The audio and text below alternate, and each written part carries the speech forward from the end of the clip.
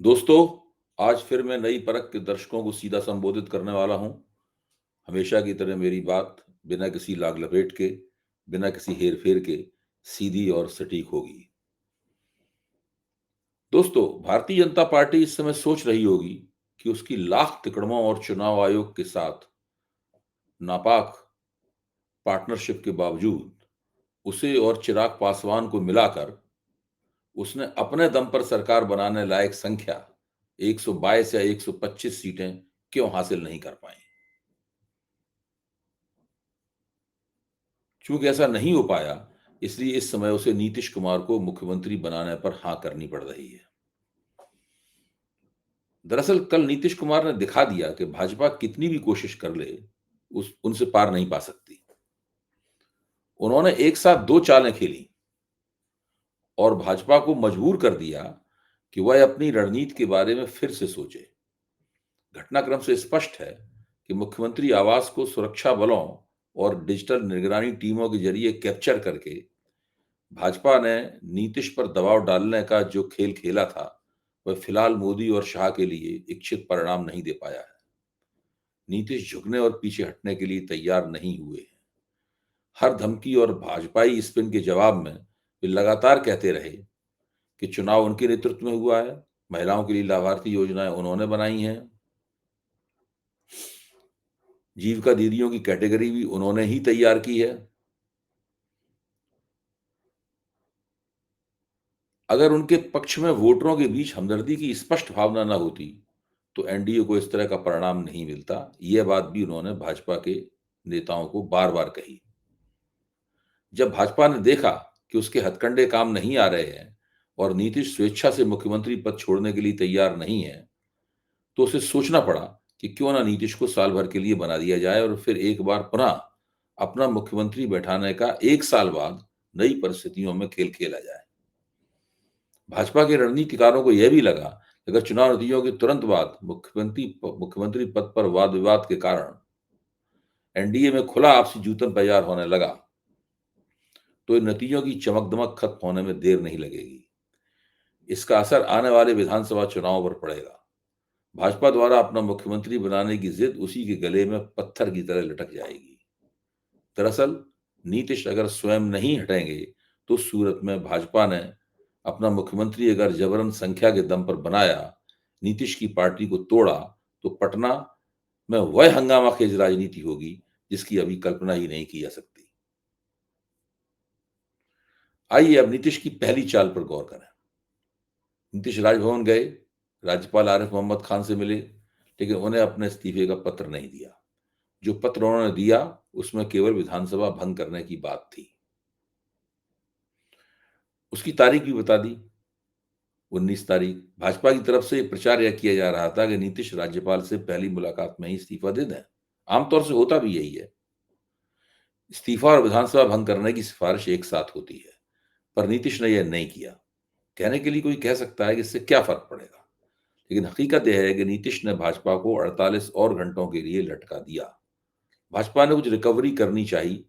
उसने जनता दल यूनाइटेड में काम कर रहे अपने दोनों विश्वसनीय एजेंटों से कहा कि वे विशेष विमान से फौरन दिल्ली आएं और नई परिस्थिति पर सलाह मशविरा करें। ललन सिंह और संजय झा भाजपा आलाकमान के आदेश पर तुरंत विदेश विमान से दिल्ली रवाना हो गए। दोस्तों, नीतीश की दूसरी चाल क्या थी? उन्होंने अपने बेटे निशांत कुमार के साथ एक तस्वीर खिंचवाई और बाप बेटे का वह चित्र बाकायदा सोशल मीडिया पर पोस्ट किया गया। ऐसा पहली बार हुआ।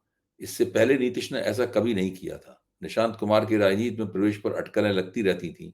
उनके राजनीतिक वक्तव्यों पर चर्चा होती रहती थी, लेकिन नीतीश ने होशियारी से उन्हें रिजर्व में बनाए रखा। कयास लग रहे थे कि उन्हें किसी निर्वाचन क्षेत्र से चुनाव लड़ाया जाएगा और फिर नीतीश के उत्तराधिकारी के रूप में उनके हाथ में संगठन की बागडोर थमाकर जनता दल यूनाइटेड के उत्तराधिकार की समस्या हल की जाएगी।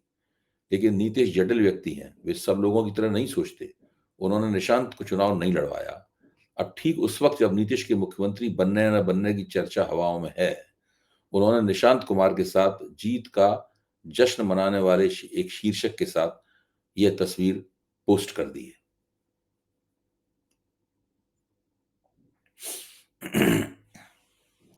इससे जो संदेश गया, वह एक साथ कई निशानों को हिट करता है। ये संदेश जनता दल यूनाइटेड के कार्यकर्ताओं को बताता है कि नीतीश कुमार उत्तराधिकारी विहीन नहीं है। इसलिए उन्हें अपने नेता की बुजुर्गियत से बेचैन नहीं होना चाहिए। इससे भाजपा को संदेश मिला कि नीतीश को अगर खराब स्वास्थ्य के चलते बीच में मुख्यमंत्री पद छोड़ना पड़ा, तो जनता दल यूनाइटेड निशांत कुमार का नाम उनकी जगह लेने के लिए प्रस्तावित करेगी। तब अगर भाजपा ने निशांत की जगह अपने किसी बंदे को मुख्यमंत्री बनवाना चाहा, तो फिर संघर्ष की स्थिति बनेगी और उस संघर्ष की बागडोर निशांत कुमार के हाथ में रहेगी, नीतीश कुमार के मार्गदर्शन में। संघर्ष की स्थिति जब भी बनेगी तो उसका फार्मूला साफ है। जनता दल यूनाइटेड के पास 85 सीटें हैं, राष्ट्रीय जनता दल के पास 25 सीटें हैं, कांग्रेस के पास 6 सीटें हैं, ओवैसी की पार्टी के पास 5 सीटें हैं और ये पांचों विधायक कभी न कभी जनता दल यूनाइटेड में रह चुके हैं। बहुजन समाज पार्टी के पास जो एक विधायक है वह यादव समाज से आता है। इस तरह यह संख्या 122 की हो जाती है। भाकपा माले के 2 विधायक और आईआईपी का 1 विधायक मिलाकर यह संख्या 125 हो जाती है। गैर भाजपा सरकार बन सकती है। एक बार जब राजनीति पलटेगी तो उपेंद्र कुशवाहा भी कुछ सोच सकते हैं। आखिरकार वे नीतीश के साथ अपनी हमदर्दी लगातार जताते रहे हैं। उन्होंने साफ कहा था कि नीतीश को अपना उत्तराधिकारी बनाने की योजना पर घोषित रूप से काम शुरू कर देना चाहिए। आइए अब इस बात पर सोचें कि नीतीश को भाजपा द्वारा दिए गए इस 1 साल के मुख्यमंत्रित्व के दौरान वे मुख्य रूप से क्या करने वाले हैं।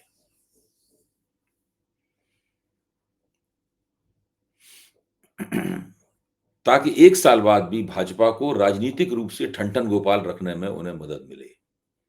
नीतीश पहला और सबसे जरूरी काम यह सुनिश्चित करके करेंगे कि उनके अपने 85 विधायक भाजपा के सम्मोहन से निकलें। भाजपा ने इस बार किया यह है कि उसने एनडीए के सभी घटक दलों के उम्मीदवारों के क्षेत्रों में भी अपने बड़े नेताओं को भेजा है। सूत्र बताते हैं कि इन उम्मीदवारों को भाजपा ने अपने खाते से 2-2 करोड़ रुपए दिए। उनके साथ अपने आरएसएस के विश्वस्त लोगों को लगाया।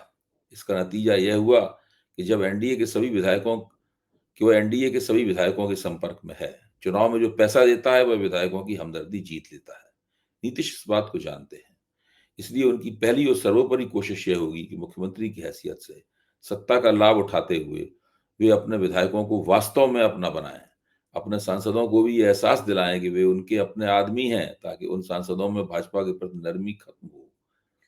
वे भी नीतीश की अनिवार्यता नए सिरे से महसूस करें। नीतीश का मुख्यमंत्री पद से हटना भाजपा के लिए क्यों जरूरी था? इसकी अहमियत केवल भगवा मुख्यमंत्री बनाने तक ही सीमित नहीं है। जब तक नीतीश 20 से नहीं हटेंगे तब तक अतिपिछड़ों और लवकुश वोटों में भाजपा अपना विस्तार नहीं कर पाएगी। वह राजपूत, भूमिहार, ब्राह्मण, कायस्थ पार्टी की सीमाओं में बंधी रहेगी। उसके लिए नीतीश को रिटायर करना जरूरी है। जोर जबरिया हटाने पर वे पलटी मार सकते हैं। उसका नतीजा भाजपा 2 बार भुगत चुकी है। पिछली एक चर्चा में मैंने बक्सर विधानसभा क्षेत्र में एसआईआर के दम पे हासिल की गई भाजपा की जीत का जिक्र किया था। अब इसका पूरा ब्यौरा सामने आ गया है। यह जानकारी मेरे मित्र वीरेंद्र यादव ने मुहैया कराई है। इस क्षेत्र की अलग अलग सीटों पर मतदान का लुब्बो-लुभाव यह है कि अकेले सरेंजा गांव में लगभग सभी ग्रामीण महिलाओं के खाते में 10-10 हजार रुपए भेजे गए। ये संख्या लगभग 1,000 या कुछ अधिक होगी। लेकिन महिलाओं ने परंपरागत रुख अपनाया। महागठबंधन समर्थक महिलाओं ने महागठबंधन को वोट दिया। ऊंची जाति, वैश्य बिरादरी और नौनिया जो एमबीसी समुदाय है ने एनडीए को वोट दिया। ललमन डेरा जहां 520 वोटर हैं, उसमें से 380 वोट एनडीए को मिले, जबकि महागठबंधन को 140 वोट ही मिल पाए। जबकि यादव बहुल गांव है ये, और वहां महागठबंधन को ज्यादातर उम्मीदवारों ने जबकि यादव बहुल गांव में महागठबंधन को ज्यादातर उम्मीदवारों ने वोट किया, ऐसा उनका कहना है। यहाँ भूमिहार बिरादरी के वोटरों की संख्या अनुमानतः 20-25 है। सवाल यह है कि महागठबंधन के परंपरागत वोट कैसे एनडीए के खाते में चले गए। बक्सर सदर विधानसभा में महागठबंधन के मुन्ना तिवारी के अलावा कुशवाहा कोयरी बिरादरी के बसपा उम्मीदवार को लगभग उतने ही वोट मिले जितना पिछले चुनाव में, लेकिन नए वोटरों ने कमाल किया। तिवारी जी हार गए। ब्रह्मपुर विधानसभा क्षेत्र से महागठबंधन के शंभू यादव 2000 से अधिक मतों से ही जीत पाए, जबकि लगभग 50,000 मतों के अंतर से उनकी जीत का दावा चुनाव को नजदीक से देखने वाले कर रहे थे। यहाँ भी परिणाम ने नए वोटरों को प्रभावित किया। दोस्तों, मोटे अनुमान के मुताबिक लगभग 30,000 या उससे कुछ अधिक वोट प्रत्येक विधानसभा क्षेत्र में जोड़े गए। एक अविश्वसनीय किस्म के संयोगवश नए वोटर सभी के सभी एनडीए समर्थक निकले और उसके पक्ष में उन्होंने वोटिंग की। बक्सर को एक मॉड्यूल और एक पैटर्न के तौर पर विधानसभा चुनाव में देखा जा सकता है।